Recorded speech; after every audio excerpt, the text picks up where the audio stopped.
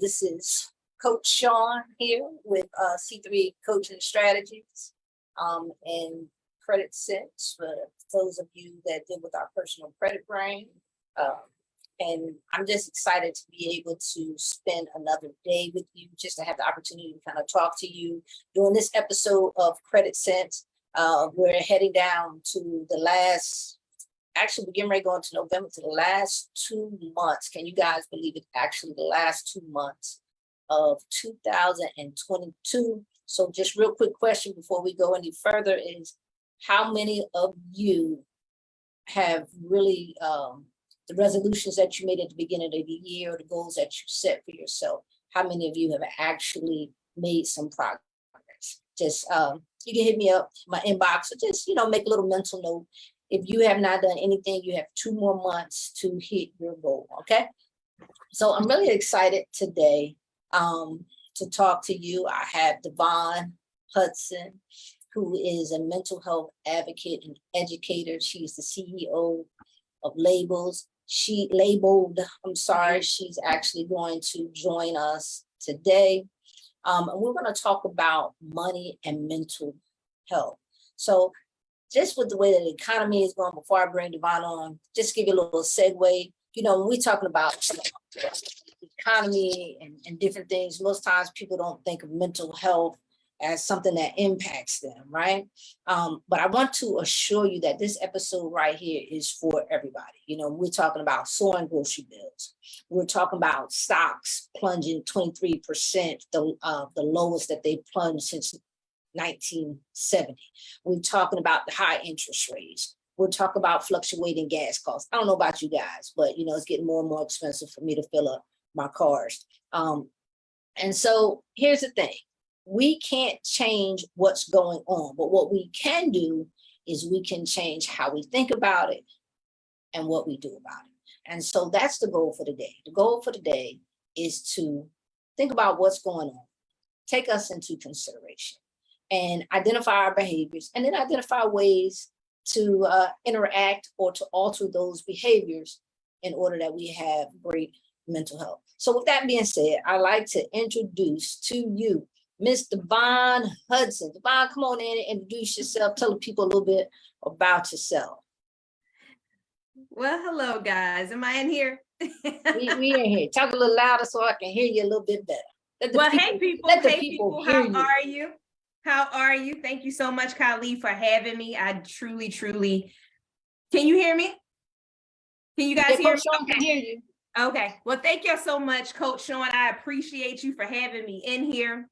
I'm very honored to be in here and to be able to talk a little bit about mental health and money. And thank you for my introduction. As you guys know, I have been an advocate, a mental health advocate now for about 12 years. I've been also doing DE&I, as well as recruitment. That's my original career path, but being on the career path of DE&I, diversity, equity, and inclusion, it got me into also working with heavily in the inclusion space and working with mental health, and of course, being having my own mental illness and mental health issues, and so because of that, I dug a little bit deeper and wanted to get to know more about mental illness as it relates to mental health. And what I mean by that is that mental health is the state of your mental being, right? That everyone has mental health, right? Not everyone has mental illness, but everyone has mental health. And so mental health can be just like your physical health, both positive or negative. And so, when talking about mental health, we automatically go to mental illness, and that's not necessarily the whole spectrum of mental health. It's a part of it, but it is not the whole spectrum. So I, strive to advocate, educate, and be a voice for those who, are just looking for overall positive mental wellness, whether you have a mental illness or you do not, but just want to understand good, positive mental health. I help individuals, families, as well as companies. So I appreciate being on the show today. Thank you. Awesome. So I want to remind everybody that while you're on here, if you have any questions, if you have anything that you want to ask either myself or Devon, just go ahead, drop it in the thread on Facebook. We are streaming live through Facebook, and we'll try and answer those questions, whether it's personal or not. If it's something personal, then you can inbox me or Devon, and we'll make sure that we get those questions answered. But we really just want to have a real kind of like, I want to say a kitchen table type conversation, if we can have a kitchen table conversation. And so, like after church at the table when Big Mama making dinner. Yeah, something like that, you know. So, you know, but Devon, one of the things that, one of the biggest misconceptions, and you touched about it a little bit, is that people oftentimes with when we talk about mental health, when we talk about mental wellness, people typically think about those individuals that have mental health disorders, right? And that's not necessarily the case. So the reason, and one of the main reasons why we want to touch it on money, is because money impacts everybody, right? Everybody has some type of financial issue. And then, you know, from a mental health standpoint, like how we feel from a mental health standpoint, you know, dictates how we function, because it really goes back to our brain act, how our brain relays, and how our brain feels at the end of the day. I like to say, you know, how does your brain feel? And that really goes back to your mental health. And so when we take those aspects and we go back to money, and we say, you know, one of the things that we always say is, we say that we aren't taught financial education in schools. Like, that's one of the biggest failures of the school system, is that they failed to teach us. But did they really fail to teach us, or was it, you know, intentional? So I say all that to say is that most times what we know about money is what we have learned, right? So it's learned behaviors. And so so that goes back to like the brain, how the brain sees things, how the brain feels things. So one of the things that I was thinking about when thinking about this, okay, so what are some different mental health things? What are some different behaviors? And so for me, it's like, sometimes you're in this funk and you don't really know that you're in a funk. Right. But you could be in a situation where your mental health and your money are having it. You're having it. Your money is messing with your mental health. When how many people? Let me just say this: how many people get a bill and you just refuse to open that bill? Right? Why? You know you got to pay the bill, right? Right. But it's, you cannot bring yourself, you know when it's due, but you cannot bring yourself to open that bill, right? It's just different things like that. Like that is a mentally. That's I'm glad you said that. I'm glad you said that, because what you're describing is a mental anguish, right? So there are different phases about. Good word. Glad you put a name to it. Anguish. Yeah, it's different phases in mental health, right? So when we're the side that we're talking about right now, when we're talking about money and mental health, is that everyone has a different relationship with money, and so because of that, you know, certain things can trigger. Okay.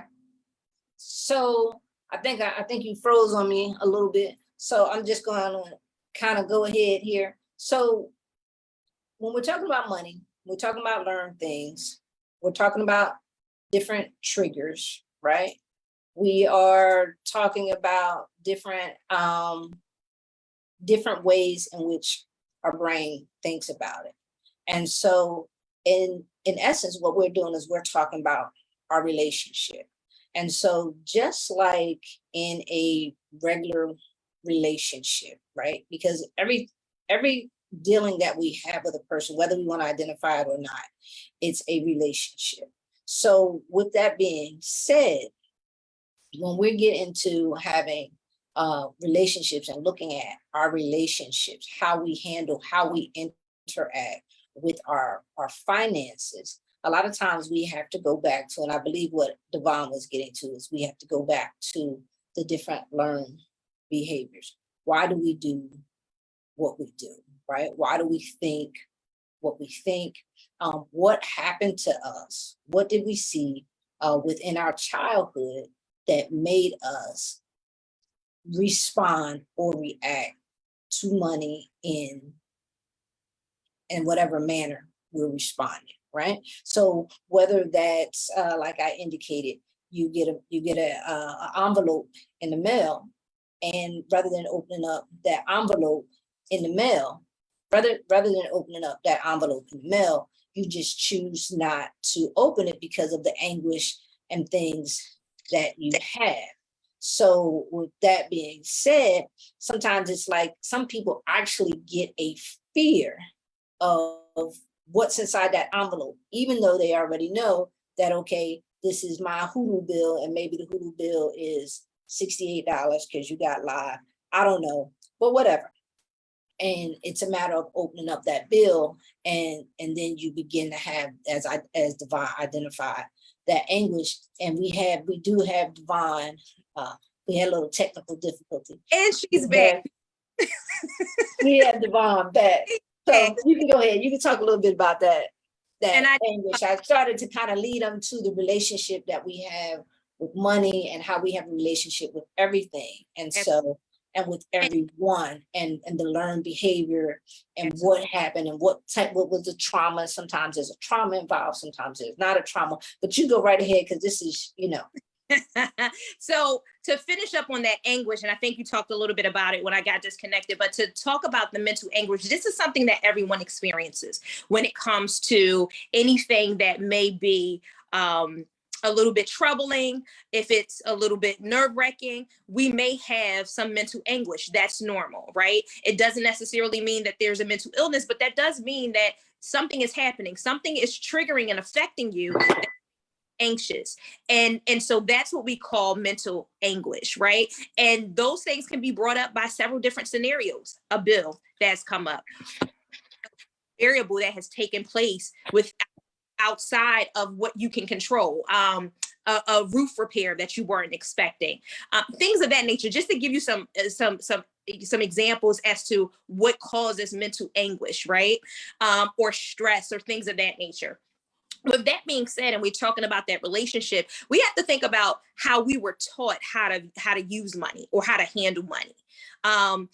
Prime example. I'm 39. I'm married. I've been married for 12 years. And when I first met my husband, one of the things that he used to do that kind of bothered me is that when he got paid, he would pay all of the bills that we had to zero.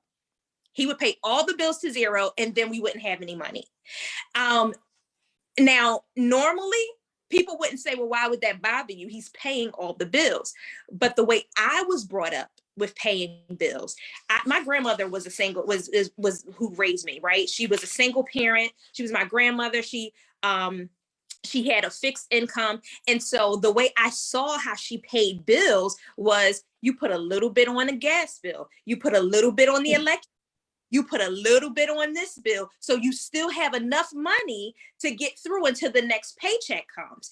And so because I was taught that way, or I saw how she did it, and it made sense, because for her income, that's what made sense. That's how I was brought up with money, and that's how I thought I should pay bills, right? So when that's the first formative years of that relationship that I had with money. And because we didn't have a lot, we had to hold on to what we had. And so now, what did I just do? I have a fear of lack. You talked about that. It starts to become fears. I have a fear of lack. So I can't let all of my money go, because then what will I have for myself? And if something happens, well, wait a minute, I don't have, because most of us didn't have a rainy day fund. A lot of us growing up didn't have a savings account that had 6 months worth of household expenses in it. So now we have this emotion of fear. We have an emotion. Well, let me tag in on that, because you said a lot of us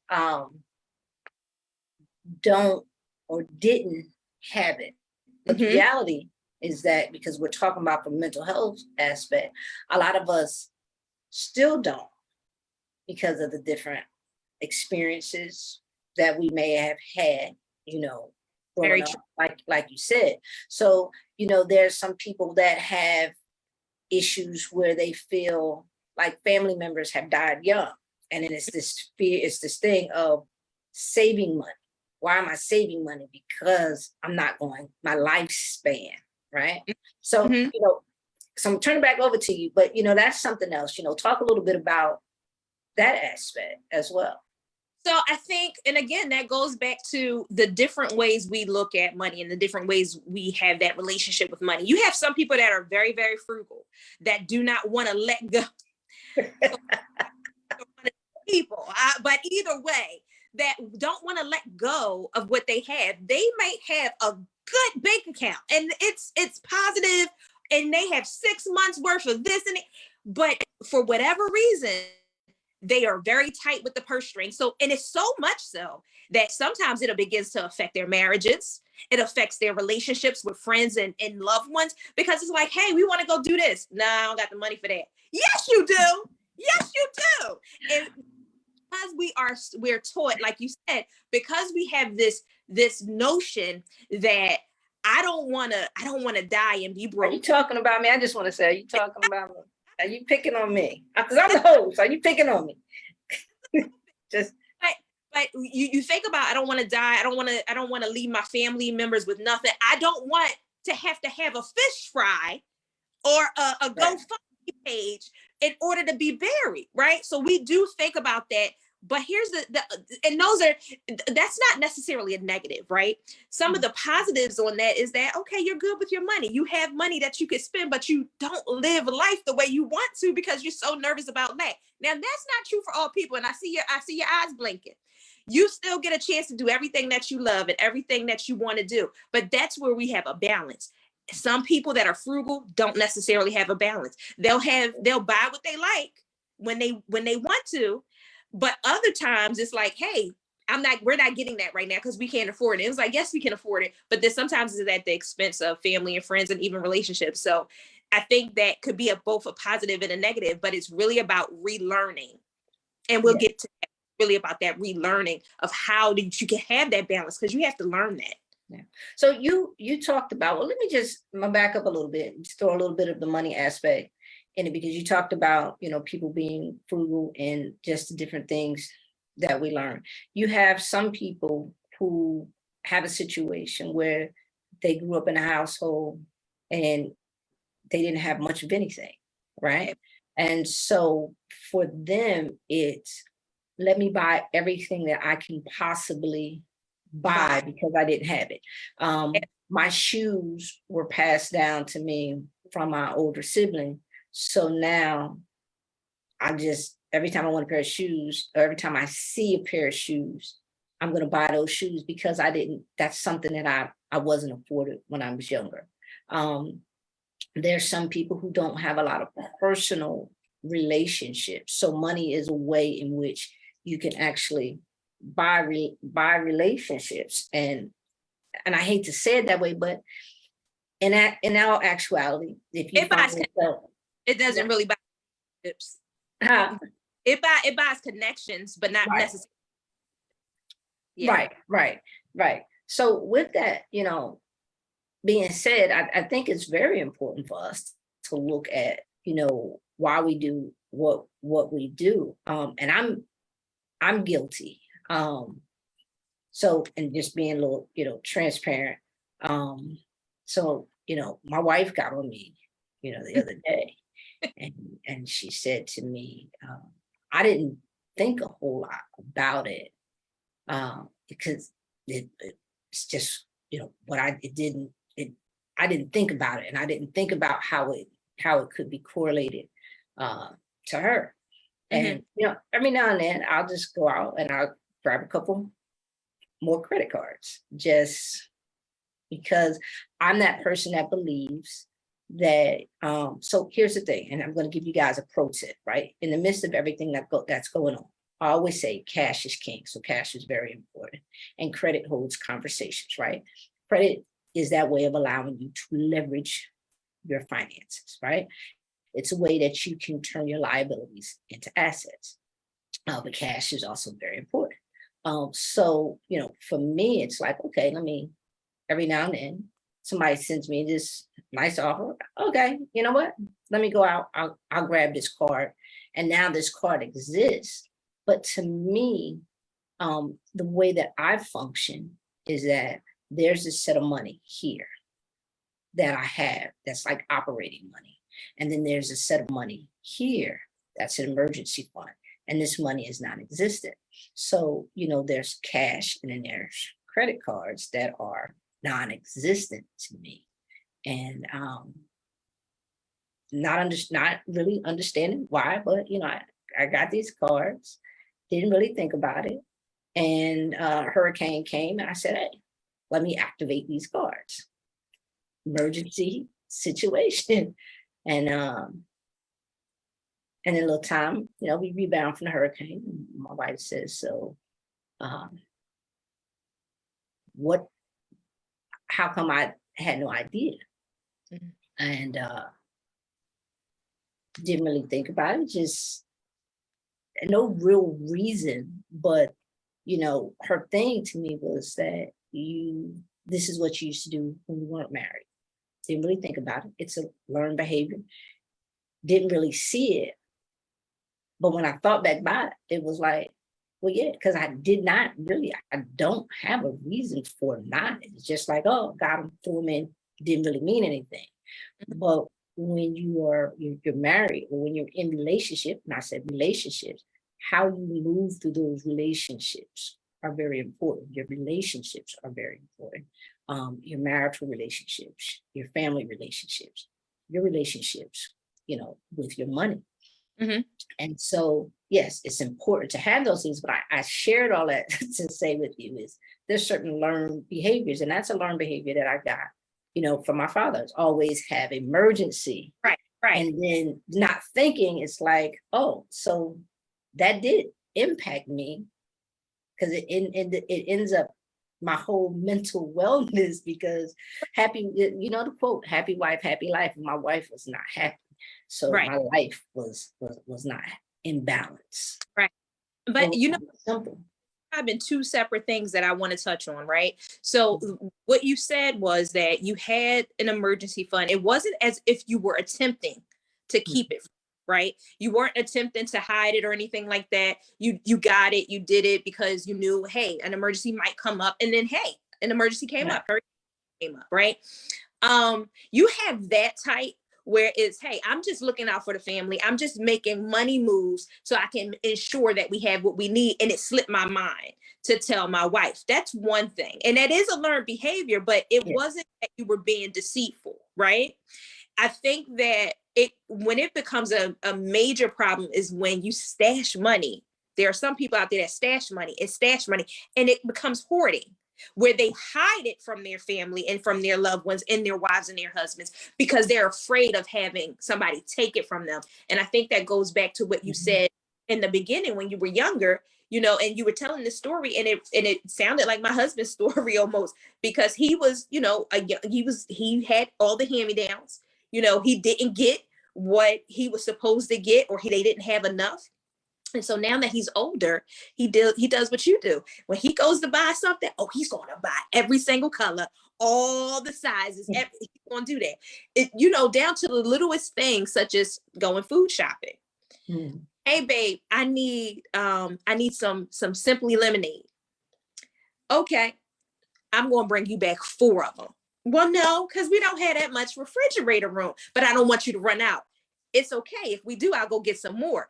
But those are the differences between, what I feel like you just described, where you, and it's really good that you brought the aspect of your wife. And it was like, hey, you got to include me, because in other situations, people are doing this unconsciously in some of them purpose and not including their spouse. It's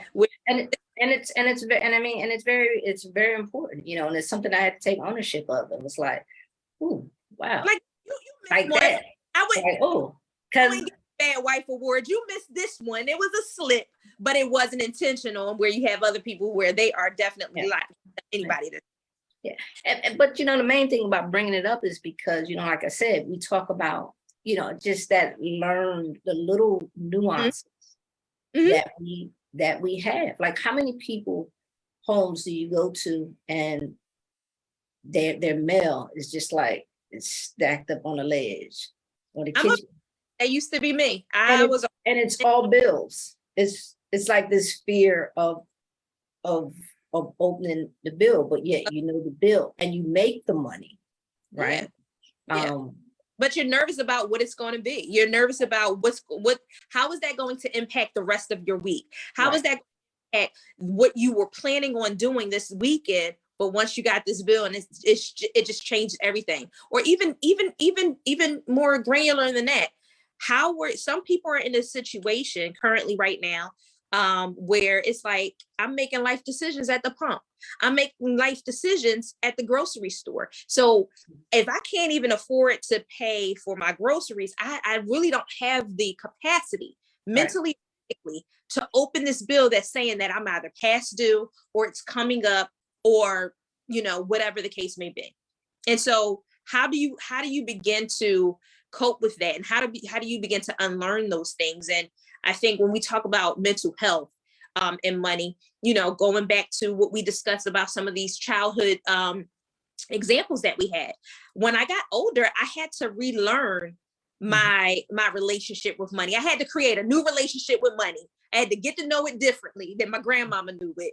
And I had to figure it out for myself. And that came with me just when I got with my husband, understanding how he did things, understanding how I did things. But it came gradually with understanding, hey, I'm in a different position, right? Because a lot of times we make financial decisions based on our individual finances. And when we're getting a check once a month, twice a month. And so my grandmother was on a fixed income. She got her check once a month. I'm not, right? So now that I'm not, I have a different income than she has. I have different circumstances that she has. I clearly have to move differently because my situation and my status is not hers. Okay. And we have to make individual decisions based on what we need. Good. So, we talk about that leads us into the mindset aspect because there's some different stages. So, we want to talk about how to overcome them. But before that, we need to talk about how do you identify? So what are some of the ways that you identify that you are having anguish, or what are some of the triggers that, people may have that they may not realize that, I'm really stressing out. And I'm not talking about like, okay, the obvious things, like your light bill is due and you don't have nothing in the bank account. That's obvious, right? That's an obvious sign. Or you got an eviction notice, you got 15 days because, the other 70 days done passed, the other 75 days done passed, and you down to that last 15 days and you're stressed out. But what are some of the subtle signs? Like I mentioned, the fear of just not opening the envelope. But what are some of the other signs, the other stages that everyday people that don't have these diagnoses are going through? That's a good question. And here's the funny thing. The symptoms are very similar if you did or didn't have the mental illness, right? Okay. Stress causes the same type of symptoms. So you're going to notice that you're either extremely tired. You're tired because you're overwhelmed. Your brain is working 1,000 miles a minute trying to figure out how you're going to manage all of whatever you got coming to you, right? So you may be tired more often. You may be cranky, right? You may be a little bit irritable. Every slightest thing makes you either yell or scream, or you got to walk away, or you need some time to yourself. You may isolate. You might isolate sometimes because now some people process things on their own and they don't necessarily look for advice because they don't like to ask for help, right? So they isolate sometimes. Sometimes you might notice that you are in a space where you're not really drinking or eating. You don't really want food. You don't crave food. That's because you're stressed, right? Stress, anxiety, they all show the same signs as if it was a depression. Because you're trying to figure out your brain. Look at it this way. Anytime the brain has to process anything, it's going to go through emotions. Anytime a situation comes up, if it's if it's an exciting situation, our body experiences stress. If we do something that's a momentary fleeting action, stump your toe, your body reacts because now your body has this this energy in it because it's like, oh, dang, but it's a acute stress that you feel, right? Car accident is a joke, an acute stress. Death, that's a stress that may linger on, right? That's a stress that causes all those same type of emotions. So you have to understand that the similarities between the symptoms are very they're very on an equal level because you're going to be feeling those things. Some other things that you notice is that if you have a lack of energy, which goes to the tiredness, but when I mean lack of energy, that you have no will to do nothing. You don't want to do anything because all you can think, I can't go out, I can't go do this, I have to pay this bill. These are some of the things that you got to look at, right? When you begin to notice that you're not in your normal pattern that you normally have. If you normally come home and you're jovial and, hey, honey, how are you? But now all of a sudden you come in, all right, I'm going upstairs. You have to start to look at those little things. Absolutely. Those are signs and they're very similar. They're very similar. Okay. So we talked about some of the signs. So, whether you are diagnosed or undiagnosed, like, we just ran down, Devon just ran down, some of those signs and we talked about signs, but what could be some of the triggers, Okay. We talked about the learned behavior, but outside of learned behavior, what are some of the triggers? For instance, so we're doing this the end of October. We're going into the holiday season. We're going into November. We're going into December, right? And for us that, are in the financial world and, and we meet with people and we talk to them about their finances, these next 2 months, what the patterns of what people do over these next 2 months is really going to dictate what their 2023 looks like, right? That 60-day, and actually because they open it up, really 90 days from October to December is going to dictate what the entire next 12 months looks like for them financially, right? How much anguish, how much things of that nature. So now we talked about what are some of the signs outside of the triggers of the holiday spending, okay? Because that's something everybody's gonna face. You're thinking, I gotta buy this person a gift. And guess what? And I don't know if this is the right word, but gift guilt, right? Have you had a situation where somebody buys you a gift and that person you have no intentions of buying that person a gift whatsoever? Maybe it's a colleague, maybe it's a person down the street, and they buy you a gift. And then you feel like, oh my gosh, I didn't get them a gift. Now you got to run out, you got to buy them a gift. But guess what? You had this budget. And this is what you was going to spend. Just keep it simple. Get this budget of $100. You got 10 people and you spend $10. And with inflation, we know that ain't the case. But work with me, y'all. Simple numbers, right? We spending $10 on each person. And then you got 5 people outside of that guilt you because they gave you a gift. And it's like, now I got to go out and I got to get this person a gift.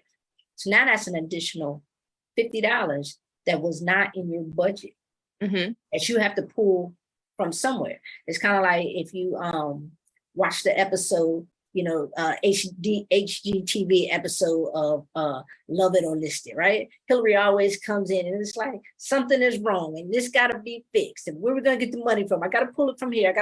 And that's kind of like the gift guilt thing, right? Where are you going to pull that money from?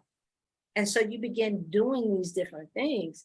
And then before you know it, it's like you've spent so much more. Let's just say your budget was 100, you've now spent 200 over your budget, right? Because you had a Christmas party that you now got to buy something for. So all of these things that you have not budgeted for. So the holiday season is a trigger, right? So you're right. What are some other triggers? What are some other triggers outside of the obvious that people may not recognize or realize?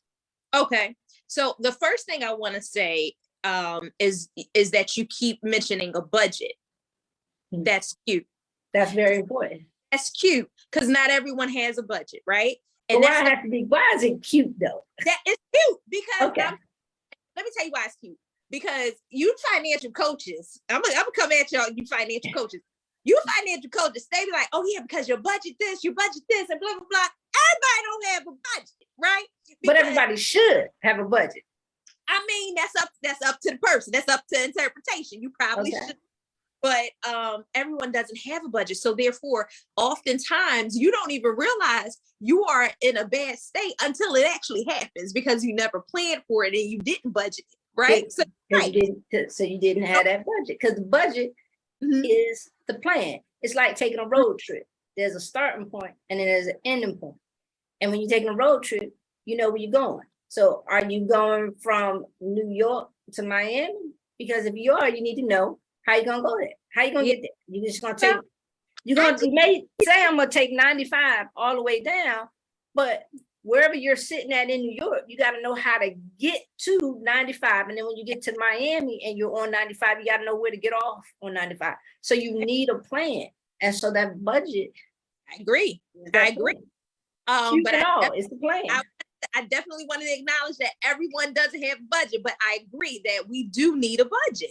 I have a budget, but I realize that everybody does not make a budget. With that being said, when we talk about triggers, and one of the things that you brought up when you talked about the holiday season, one, I would be remiss if I didn't point out the fact that oftentimes now, Coach, you and I are from up north, right? We are from up north, and so we're used to certain weathers and the time of year. Now being down here, further down south, the days are longer, even when the days are shorter. They're still long down here. So you have to think about the fact that when the weather begins to change, that's the first trigger for most people, right? Because now we realize, okay, the weather is getting colder. The days are getting shorter, the nights are getting longer. That's the first trigger. Now they have a name for it, and the fact of it's called seasonal affective disorder. However, everybody doesn't have seasonal affective disorder, and everybody doesn't identify with that.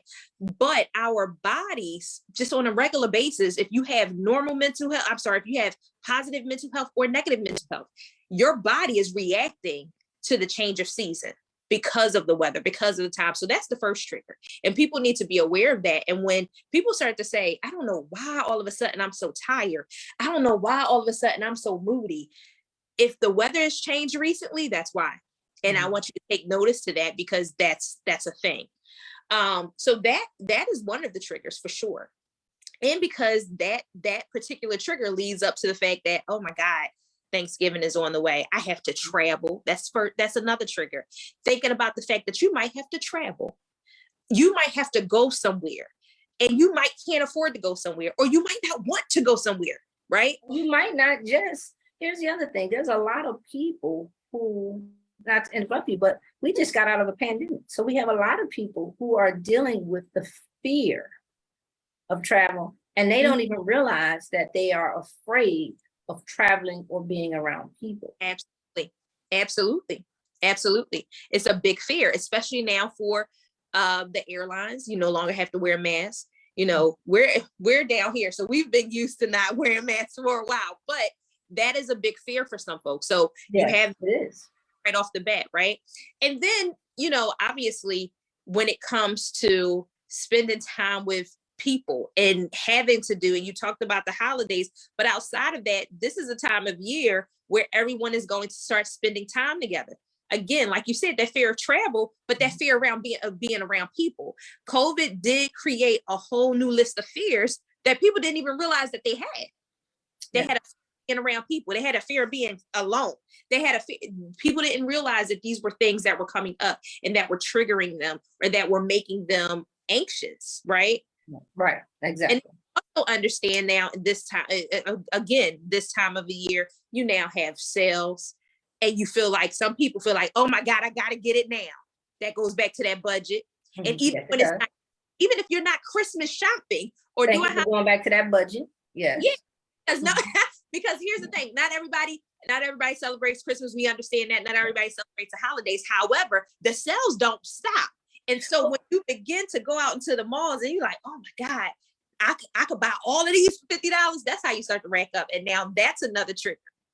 Okay. So, well, and then here's one, because for a long time, this was me, and still might be me. I buy for myself. So, my spouse would probably tell you that, like, buying from me, and I get this from my father. Like, he's the hardest person to buy from, because whatever it is that he wants, Mhm. If he wants it, he's just going to get it. So it's not like a certain time of year. So for me, it's just whenever, if it's something that I really want, then I'm going to go get it. So then buying a gift for me. So then Christmas is, I tend to buy myself gifts. And yeah, I used to wrap them up. I would wrap myself gifts, put them under the tree, and they would be gifts to myself. And so other people didn't have to buy me gifts You are because so I got what I want, but it was in my budget. Okay, let me be clear. It was within my budget. So how does one surprise themselves on Christmas morning? Oh my God, what is in this box? I think I know. How do you surprise? Well, it's a matter of wrapping everything in the same wrapper in the same size box. So it's the guess is what's in what box. What's in this box versus it's not what am I going to get? It's just which box did I choose? And the surprise is typically not for me, but the other people around. It's like, oh, you did. Oh, I did. Yeah. So, but it's in the budget. It's in the budget. Awesome. Now, I mean, here's since we're being transparent. Since we're being transparent, because it's not just, and since we're having this isn't a webinar, it's just a conversation that we're having, right? Right. And I'm sure that I'm not the only person. Maybe I might be the only person that wraps up gifts to themselves and do it that particular way. But I'm sure that I'm not. I mean, if some people are going to be honest with themselves, right? I've never done it personally. I think I normally will send a list to my husband and I tell him to pick however many off the list so I can be surprised. But I don't think I've ever wrapped a gift. But I think what you're saying though has some really good has a really good foundation, right? Because I think while we're talking about money, oftentimes we talk about how much, we have two sides of money. Either we're overspending or we are completely saving to the max, or sometimes it's in between. Right. So I think that it's important too, when we talk about that relationship with money, that people do treat themselves. That's a part of good mental health, positive mental health. If you work 40 hours a week or however long you work, if you have a job and you work, right? And you don't just work to pay bills, you work to have a good life. And I think that if it's within, and Coach is going to tell you, if it's within your budget, you should treat yourself to something because you work for it. Like this life is not meant to just work and pay bills. It's supposed to be enjoyable. So I think that's a foundation and is a good tool and that's a part of, and I'm going to, before we head off, I'm going to talk about the whole budgeting aspect, right? Mm-hmm. And so it is important, that's something it's self-care. It really is. Yeah. So what are some, I'm going to give, because we're about 45 minutes in, want to try and stick to the hour, and I see some really good questions on here. So I want to make sure that we answer those questions, acknowledge those questions. But what is some, just going, like we said, going into the holidays or dealing with money, just from I'm going to give the financial aspect of it, but from a mental health and self-care aspect. We talked about some of the triggers. We talked about recognizing, some of the different behaviors, right? Yep. Simple behaviors, like I know a lot of y'all do. Simple behavior. If you are not opening your mail, okay, you need to change that behavior. You need to unlearn it and relearn it. Put on our big girl, big boy panties and underwear, boxes, whatever it is you wear, and begin changing the relationship that you have with money. So from the mental health aspect, I'll let you go in. Or do you want me to do the money aspect first and then you? No. Because you may want to say something after, I talk about the money aspect. With the money aspect. So I would say this. Some of those things that you can do in order to prevent and to support those emotions that you're feeling during that time, it's going to go back to the budget. It definitely will. And Coach is going to talk to you all about that. It is really thinking about and planning ahead what it is that you want to spend. If you plan ahead, then that's going to relieve some of that anxiety, some of that stress, some of that fear off of you by just planning accordingly. If you're going to take a little bit of, on the side to just stash away, that begins to help relieve some of that pressure, because you're not so dependent on paying something all at once, right? Right. Some of the other things that you could do is actually seek help, ask for help. Sometimes it's really hard for us to talk to friends or loved ones, especially if it's a money situation. The old homage, friends and family don't, but money and friends don't mix, or family and money don't mix. Mm-hmm. Well, if you need guidance, then just like we go to the doctors when we're feeling sick in our bodies, or we go to a therapist when we're not fully mentally healthy, it's the same way that we need to find someone to be able to help us through, right, or talk to us, or to support us. Sometimes you're looking for one out of three things when you go to somebody. You're looking for either action for them to help you, you're looking for the support for them to either give you advice or to walk you through it, or you're looking for advocacy for them to advocate on your behalf. You're looking for one of those three things when you're seeking help from someone.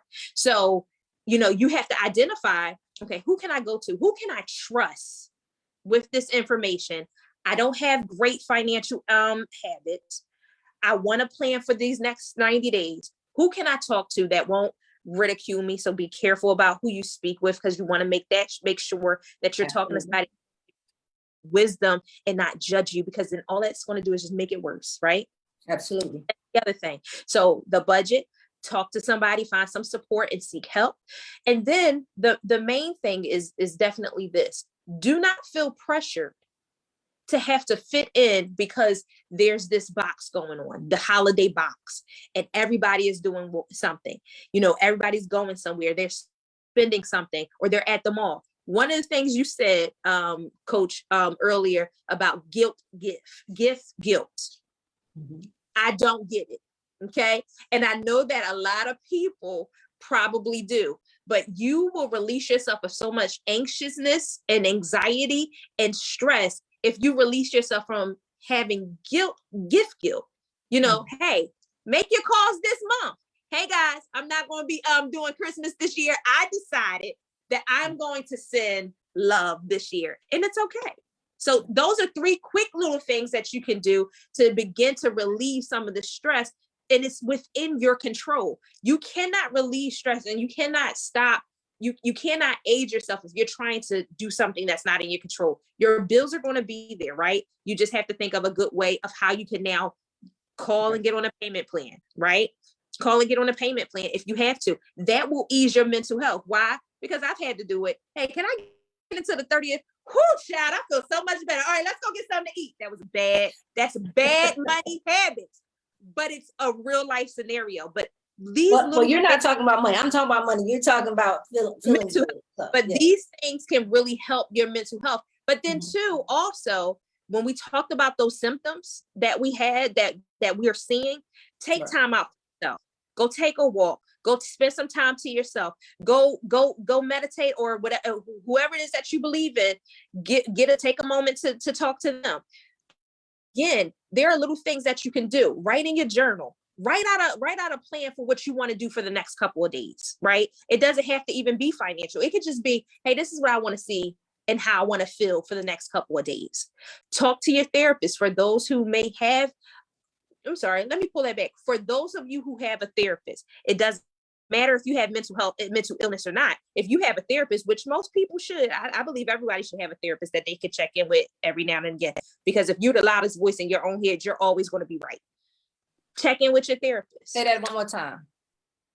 I said, if you're the loudest voice in the room, you're always going to be right. Mm-hmm.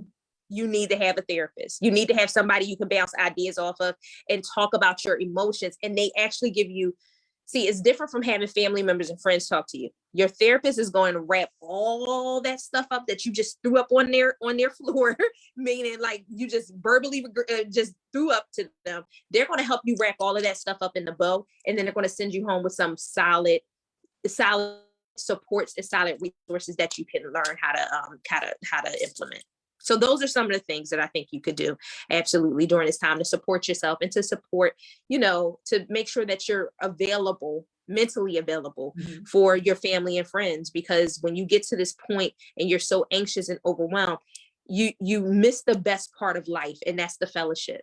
So now I personally, and this is, I'm not sure if this is therapeutic or not, but I think one of the worst things you can do when you are in a particular mindset, any type of angst, what have you, is secluding yourself. And so a lot of times people seclude themselves during a holiday season, and then they buy themselves a lot of things. So it's not good for you mentally, but it's also not good for you financially. So those are some very good things. So I'm going to talk a little bit, try to pull that together and talk about from the money aspect of it. Okay. So the first thing that we've been talking about is, we've been talking about unlearning, right? And so we like to say this all the time. It really comes down to your mindset. Like before you can change anything, before you can alter anything, it has to happen up here. You have to make this conscious decision up here in my head that I am going to make this change, no matter how painful it is, no matter if nobody else is on board. If you feel like you're doing something that's in your best interest, then sometimes you have to block people out, and you have to put yourself in a position to doing things that are uncomfortable, because 9 times out of 10, the people around you, that those same things are uncomfortable for them as well. Okay. And people don't like change. I say this all the time. The only people that like change are wet babies. Wet babies are the only ones that want to be changed. Other than that, for everybody else, it's the most uncomfortable. It's just uncomfortable. You don't want to do it. It takes you into this lane of unknown, right? So when you're talking about unlearning something, right? You're talking about taking everything that you know, everything that you feel comfortable with, and altering it and doing something that you are completely clueless about. When it comes to you being you and the life that you're living and the things that you're doing, you're a pro at it because you know how to do it. You could do it in your sleep, you could do it blindfold. But when you're talking about changing your habits, changing your thought process, you're not. It's like you become that student again, and you start back at kindergarten. You start back learning how to write your name straight, right? How to spell your name. All of those things until you get to the point where you get to the 12th grade, or your bachelor's degree, or your graduate's degree, however far you want to take it. So that's the first step. The first step is that you have to tell yourself that it's okay and that it's healthy for me to change. So that's the biggest thing. It's just mindset. And that goes from getting a therapist if you need a therapist, getting diagnosed if you need to be diagnosed, opening the mail, and it's small things like saying, hey, make a goal. My goal is to open all my mail on the 10th and the 20th of every month. You don't even have to open it every day, but just say, okay, on the 10th, start little things. On the 10th and the 20th of every month, I'm going to open my mail. I might not be able to pay the bills that's in it, but I'm going to open it. And that right there is a starting point, because then it's going to let you know, because there's so many people out there that have no idea what they owe. Every month, they have no idea what they owe, what they're paying out. They're just paying bills, just paying, because they're too afraid. So you can't manage something if you have no idea what it is, okay? So I'm going through this because this particular way, because I want to answer some of the questions that was on here. And so we talked about budget, and that was one of the things that we talked about. But then I have a person on here that says, how do you budget when you're operating in the negative? So let's talk about the budget. Let's talk about the budget, and then we're going to talk about how do you do it when you're operating in the negative. And that's a great question, because so many people feel like I can't save because I don't have. So the first thing, right, it's this 50, 30, 20 rule. Okay. So what you want to do is basically you want to look at, from me, what I tell people is take how much you make. And when you take how much you make, you're going to break that down into 3 different categories. The first thing you're going to do, how many people go to church? Y'all don't have to wave your hand, put little likes up, whatever. Okay. Now, my next question to you is, and you don't have to respond at all, because all y'all put the hearts and the lights up because you go to church, you spiritual, all of that great stuff. But how many of you tithe? But how many of you actually tithe 10% all the time, right? You don't even have to put a like or nothing in, because I don't even want to be in your business. But I want to use this example. You have people who faithfully tithe, right? They tithe to the storehouse of God, but yet they don't tithe to the storehouse of themselves, right? So the storehouse is where you store up. So you too should have a personal storehouse. You should, as you're helping the church with money to take care of the people, you should also have a storehouse to take care of your people, take care of your legacy, take care of your family, take care of you, right? So for me, I like to say, take at least 10%. But ideally, I always say when you get paid, pay yourself first. Take about 20% of what you make and put it into savings. And so some people say, well, how do you know, that's hard because once I get my money, I pay this, pay that, pay that. No, take 20% off. This is what you make. So this is now what you have left. And you'll be surprised the amount of money that you use eating out, going to movies, buying coffee, all of those different things add up. That's money right there that you can save. I mean, how many of us buy cases of bottled water? I'm guilty. I have a refrigerator with a filter on it and the water that I pay for already, but yet these bottled water. So what if I didn't buy these bottled waters, or and I'm not a coffee drinker or tea, but what if I didn't take coffee every day or buy this particular sandwich? And I took that money and I set it to the side. And maybe it's not the 20%, but maybe it's the 10% that you have. And then so from that aspect, you pay yourself first, right? Which is different if you're a business owner. If you're a business owner, you pay yourself last. But when you're talking about your personal household, you pay yourself first, right? So you shoot for that 20%. And then you take and you open up, my suggestion to you is open up an online savings account. And if you can, if you get paid direct deposit, you automatically have 20% or whatever number, 10%, whatever number you want to use. And every time you get paid, you have that amount sent directly to that account.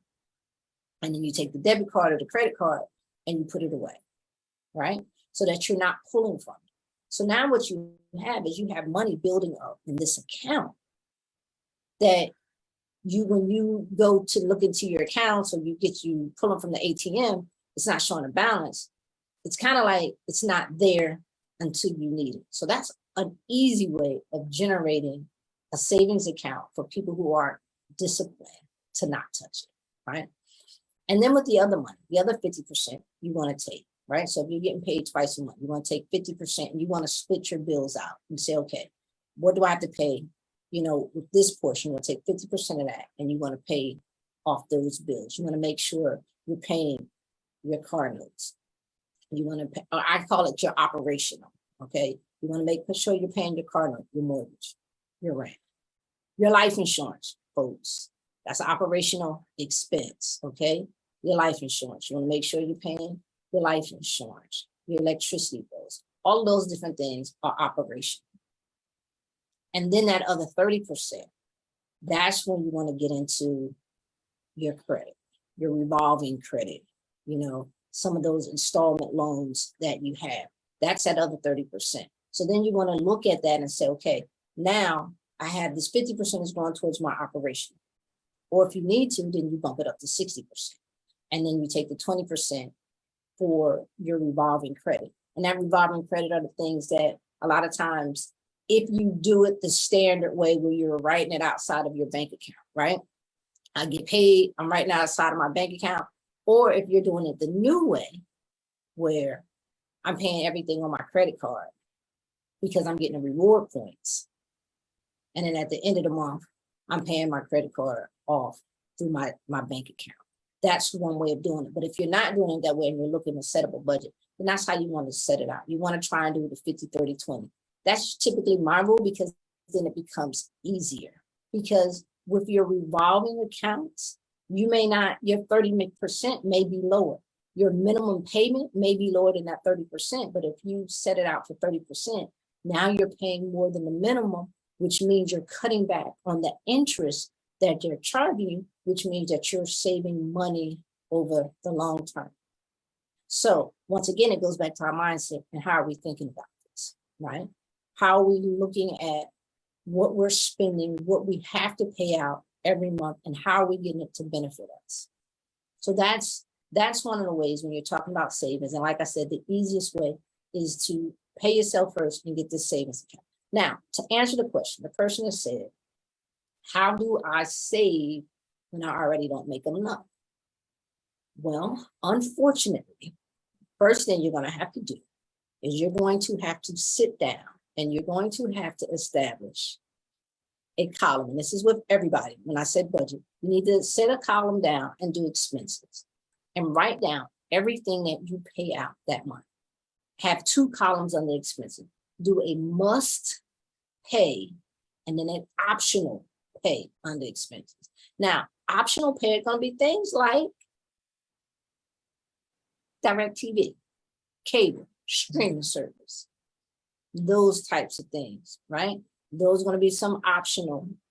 Your that coffee, that expensive coffee that you stop, the Wawa coffee that you stop and you get, those Krispy Kreme donuts that you get every morning, because when you ride by at the right time, the red light is on and they're hot and you need those donuts because that's how your day gets started.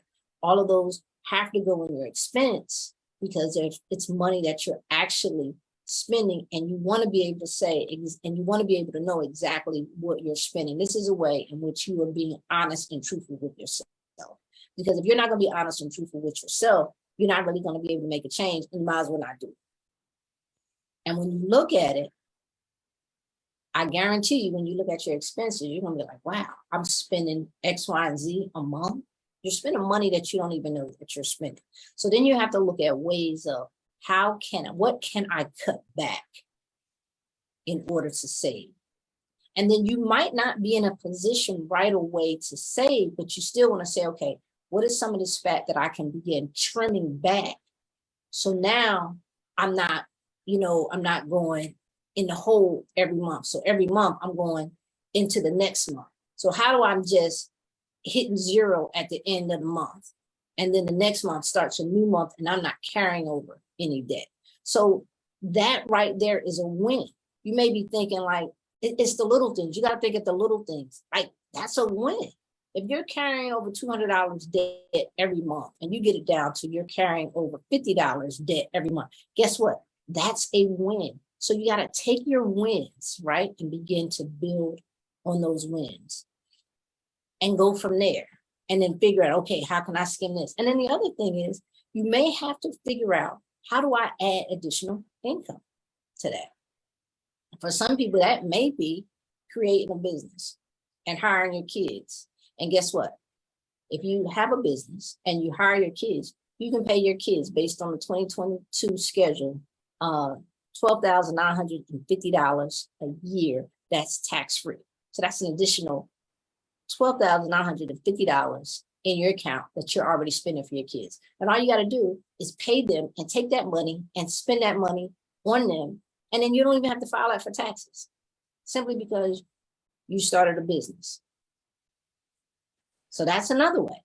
Or you can take that money and you can put it into an account for them. You can put it into a college account. You can put it into an IRA account. You can put it into a custodial account. You can do all these different things with it. But I mean, y'all already spending more than $13,000. Well, you don't go to $13,000, because then you go anything over $12,950, then you got to file taxes. So just to say $12,900, y'all already spending that amount on your kids. So if you take that out of the equation, that's money right there that you didn't know that you had. It's just a matter of being creative and doing it. And you can do that if you decide that you're going to be a Lyft driver, a Uber driver, DoorDash. You're going to do some stuff for Amazon. Any of those different things that everybody's doing in the gig economy to make extra money. Create a business do that under your business and figure out ways to get some tax strategies so that you're saving yourself money. And that's going to assist you, right?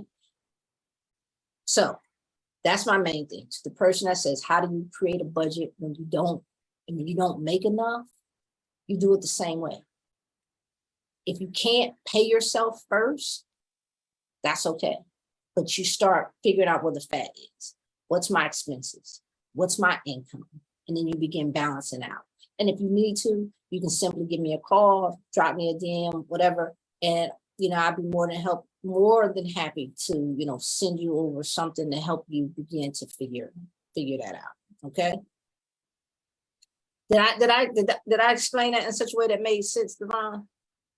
I think so. It was a lot of information. I think you're probably going to have to, And I'm looking for the person that asked to make sure that because I want to make sure that I answer the question here. All right. That's just for healing a relationship with money. Yes. That's a good question, because I believe that is a question I first had when I first started. Once I got a job and I was making a little bit more money, I was like, how do you create a budget if you don't have money you don't have money to save? So that's a good question, because a lot of people want to know that, because they don't know how to kind of start if they're behind on everything. It doesn't make sense to start. So you do it. And it doesn't, but it's like, you have to take those small wins. And for us, we want that big win. Mm-hmm. But you gotta take those very small wins. And then so somebody said, it's hard to drop a broke mentality even after you're no longer broke. Those generational hard habits are hard to break. And yes, they are. And I mean, early in the conversation, go right ahead. It is hard to break. It's hard to break the exact same way that if you've been hurt in your past, that's not something you could just let go. If you have had trauma in your past, you can't just let it go. If you've been living a certain way, in my case, for 38 years, or believing, and I think it really, and she said it already, it goes back to mindset. If you had experienced something in your life or learned something in your life, and that's what you've been living for the last 40 years, that won't get undone in a hour Facebook. It won't get undone in a 2-hour conversation with a therapist. That comes over time. The same amount of time it took for that, whatever that thing was, being broke, watching your people struggle, watching your mama struggle, that was deeply embedded in you. You saw it time and time again, and it grew with you. So think about it like a tree. So when you plant a tree and when any of us that have had that does gardening, I don't, but I've seen a tree planted. It goes into the thing in this ball. It's just this big ball. They plant it, they put it in there. Well, if you go maybe about, let's say 25 to 30 years later to go dig up that tree is no longer a little ball. That tree now has roots everywhere. And if I had it has roots. It has stems that go here, stems that go here. Do you think it's going to take a day to chop them roots up and dig out that tree? It's the same exact way for anything that we've learned as children and grown up with. It takes the same amount of time to unlearn those things, unhinge those things, unroot those things in order to do better. But like Coach said, it takes those little moments where you say, "Oh, Dad, I got $1 left. All right, I'm gonna put that dollar in my jar, my change." It's a win. It's a win. You got to be able to take the win, because a lot of us, and I'm sorry, I'm gonna let you go. A lot of us don't take those wins, and that's a mental health thing, right? Because we'll see something. It is a win in one area, but we'll beat ourselves up for not doing more. We'll beat ourselves up for saying, "Dang, $1, I should have had 5." And that's because we still have some things in us that make us feel like we have to do more than what we have, because if we don't, then somehow we're less than. But I'm going to take this a step further. Our mind tells us it's okay to have nothing if we don't have what we said, if we don't reach our goal. Like, if you don't reach your goal, our mind says, okay, my goal is $100. If I don't reach that $100, but I reach 75, then the mind says, well, you didn't reach 100, you only reached 75. So it's really like you didn't reach anything at all. It's like playing football and you losing the game, but you had 5 touchdowns. You lost the game, but you still had an amazing game, right? That's still an amazing game. You lost, but so you don't say, well, I lost, so those 5 touchdowns didn't mean anything. No, that was an accomplishment. That's something that you take, that you build on. And then collectively as a team. And so then I use the word collectively as a team because, we talked about a therapist. So in my world, I'm like that therapist. So it's with my clients, it becomes the accountability.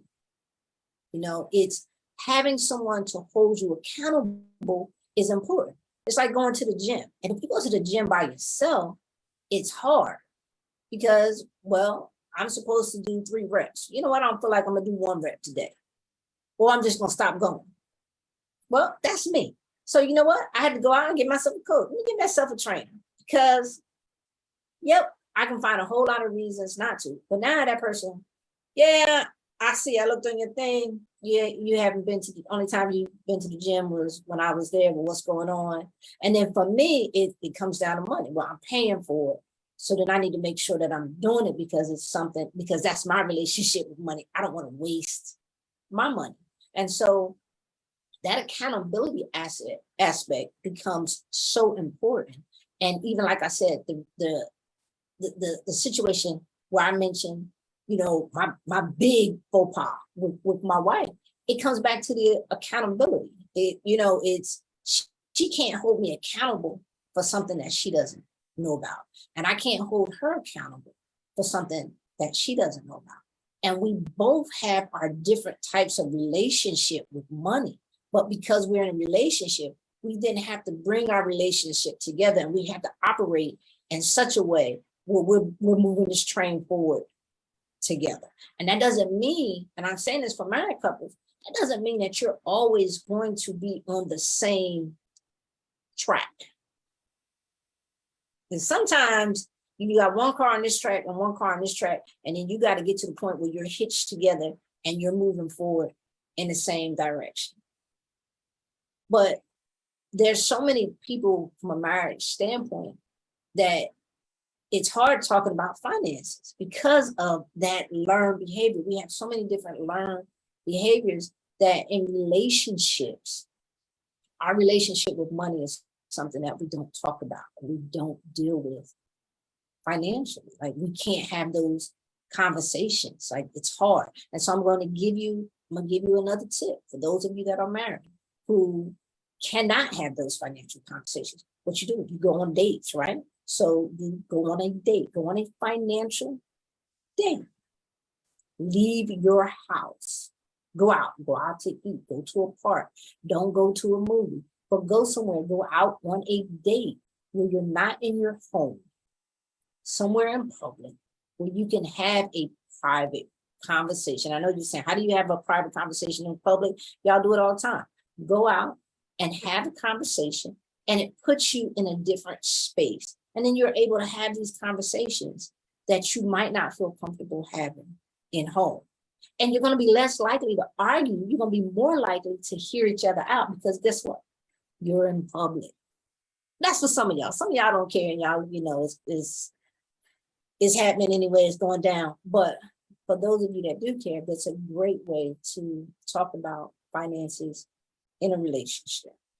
And one of the worst things to do is be in a relationship with someone and the two of you are on different financial pages. Guess what? Your household is not functioning properly, and you'll begin to see the cracks in the foundation in different places. And you'll have arguments and different things will show up, and this is what it'll be related to, and it'll be simply because you're not operating in the same function. So I'm not saying that you have to have joint accounts. I'm not saying any of that. I'm just saying that there has to be some type of system in place, even if that system is this person pays this person pays that, and we're aware of everything that goes on. There needs to be a system, and you have to have that mindset, and you have to have that accountability in order to do that. So Devon started off and said, us financial coaches, we're always talking about budgeting. Yes, budgeting is very important because it's a plan. So whether you write it out, whether you have it in your head, you need to have a budget, because you need to know what it is you need in order to make your house function. And you need to know what it is that you have left over to do the things like vacation and live your best life and upgrade your cars and all those different things that you want to do. And then the last thing, I'm just going to say this, because I'm going to throw it out because we're talking about mindset and perception.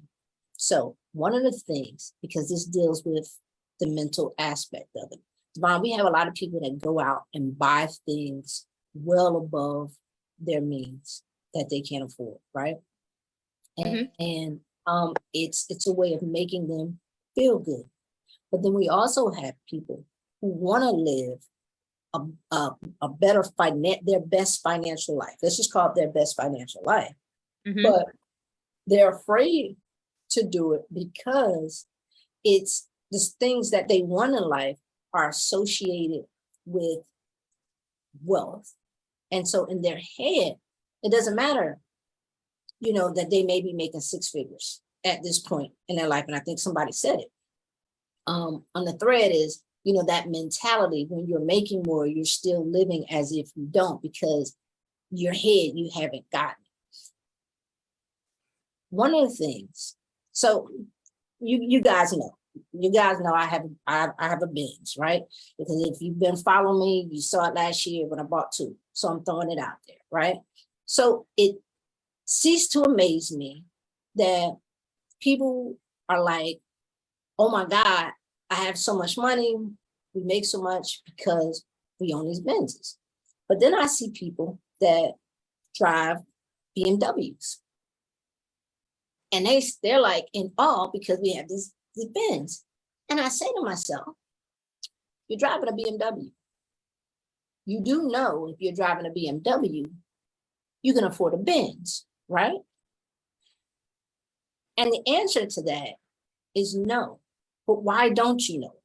Because the mentality is, well, a BMW may be here and then a Benz is here. Well, the cost, depending on the model that you get, you can find a Benz that's the same amount for the BMW that you might be driving, right? But in our head, it's, I can't qualify. I won't get approved. I won't. So it becomes that mental thing for us. So a lot of times we stop ourselves from having the things that we want, the things that we can actually afford and obtain, simply because of our mindset and our relationship with our money. And because somebody told us. It's so also, I just want y'all to get that out of your head, and I want you to shoot for the stars. And if you want something, do the research and see if you can qualify for it.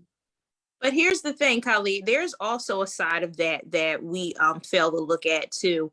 Not that you can qualify for it, that you can get it, or that you feel like, well, that's associated with wealth. I think that it's also a space where people, and back to the mental health, it's a fear, right? I can't justify buying a $2,000 Gucci bag when I live in an apartment.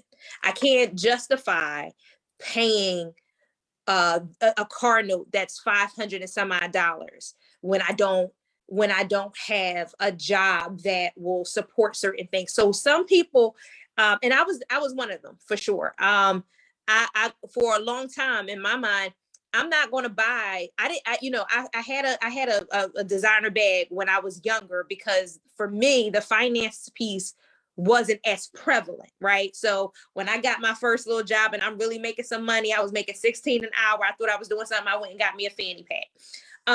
Biggest purchase I had ever made. But as I got older and I understood how valuable credit and money is, and me having a certain lifestyle that I wanted to have eventually, I couldn't justify I couldn't justify spending that kind of money. And because I couldn't justify it, it made me feel like I couldn't have it at the time. It could be a time thing. It could be, it could be timing, right? I couldn't justify that why I couldn't have it. And because of that, it made me sad. It made me anxious because I felt like I couldn't have certain things that I saw my friends have, or like my godmom is one of my, that's my girl, right? Shawana is my girl. She stayed with Gucci and Louis Vuitton. And I was like, and I'm not just talking about items, but this is what I'm, from my aspect. I always wanted one of those bags, right? But she also owns her home. She also has a car. She also has an established business and career. And for me, sometimes people look at where they are versus where they want to be, and they feel like, who am I and how dare I go out, purchase these items when this is not even right yet, right? And so to the point where we feel like we have to get all of this together first. So when you talk, and this goes, and I'm just looping this back around to that budget and lack. When we hear you say, well, as you build this up, but here's the thing, it's certain things I want over here. I have all of this that's going on. How can I even possibly think about getting this or getting that when I can't even get situated? So that's two different things. So one, we're talking about being able to justify. And right now, it's nothing wrong. It's not, let me say this, be very clear. It's nothing wrong with living in an apartment. It's nothing wrong with renting. Yes. There's nothing wrong with any of this. Some people just are not, don't want to have anything to do with home ownership. And that's fine. And there's nothing wrong with that. But at the same time, there are those people who do desire to get into home ownership so that they can own and create that generational wealth and turn that liability into an asset, because we talked about leveraging, right? So that's one thing. So yes, if you are in a situation where you're living in an apartment, you're struggling, all of that, yeah, I'm going to advise you. Don't go out and spend thousands of dollars on a bag. Don't go out and have, listen, I'm just going to say it. It bothers my mind. My mind cannot figure it out. It bothers my mind when I ride by low income housing and I see a bunch of luxury cars out there, because to me, it points to mindset is what it is. That your mindset is to have something with a value that depreciates versus then investing that into something that you're going to make money off of, or can make money off of, right? If you own a house, the way the market has gone, depending on when you bought it, some of the properties have doubled. So, you may be sitting on $200,000-$300,000 worth of cash just because of your home, right? That's never going to happen with your car. I don't care what you're driving. That's never going to happen. So the first thing you said was the audacity. So in that situation, we're talking about spending and budgeting wisely. So if you're in a situation where you're living in an apartment, you're living in a town, you're renting, and you want to begin building with wealth, then no, don't go out and buy the most expensive cars. What I'm talking about is the mindset where you're spending $600 on a Honda, you're spending $600 on BMW. You're already spending that amount a month, but mentally you're saying, I can't afford a Benz, or I'm not at that point in my life. Well, you're already paying it. And I think that's the thing that, for me, it becomes that mindset. It's kind of take off these glasses, right? Take off the glasses, clean the lenses, put them back on, and go out and do your research. Gotcha. Don't get stuck in your head, because that's the thing. If you're paying $600, and some people are paying as much for their cars that I'm paying for a luxury vehicle. And so my point to them is, if you're paying this amount, then you can be driving this. There's nothing wrong with a Honda. But if you're paying $600-$700 a month for a Honda, you can be driving a BMW, you can be driving a Benz, you can be driving. And I'm saying all of that to simply say that it's a matter of mindset, and for us changing, unlearning what we have learned, what we've been taught, and relearning and putting ourselves in a better financial position. And that goes back to what the person said on the thread, was like, it's hard to change your mindset even when you make the money. So a lot of times you're denying yourself. So mentally, you're upset because you see other people driving things and living their best life.